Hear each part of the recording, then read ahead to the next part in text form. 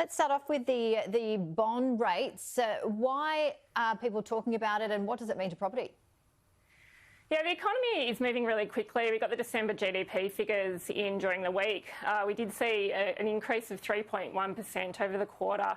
If we look at the previous quarter, the September quarter actually got upgraded. We saw stronger growth than was initially calculated. So what it means is that the economy is growing very, very quickly. It is actually the fastest consecutive 2 quarters of growth that's ever been recorded. And what it is causing concern is around inflation. So people are very worried about inflation.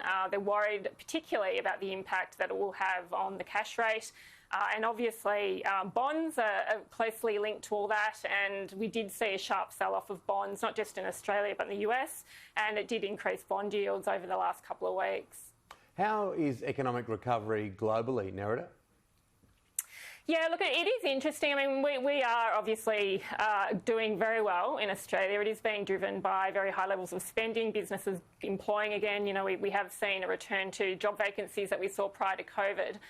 The US is similar. I mean, they still have very high COVID cases, but they do have very high levels of stimulus, which is really pushing the economy. We go to the UK, though, you go to Europe, and we have quite different circumstances. We've seen a contraction of the UK economy of nearly 10%. The biggest contraction in over 300 years. We've got Spain contracting by 11%. So Europe's still very, very challenged, but Australia and the US really powering ahead. Let's turn to a different topic, and the number of people actually emailing agents to inquire on homes for sale on realestate.com.au. It's up over 70% over the last 12 months. So why is this? Yeah, look, it is interesting, the level of buyer inquiry at the moment that we're seeing. We did see pretty strong levels last year, but it was primarily from first home buyers. So first home buyer activity pretty much picked up since the start of the pandemic. There's a lot of incentives available to them. What we have found, though, is that investors are well and truly back in the market. So it probably will lead to a pullback in first home buyer inquiry. We don't often see first home buyers and investors moving at the same rate in terms of market activity, but investors are back. Upgraders are back. People are taking advantage of very low mortgage rates at the moment. They're also taking advantage of the fact that they've saved a lot of money, haven't really spent much, and as a result, we're seeing this surge in inquiry.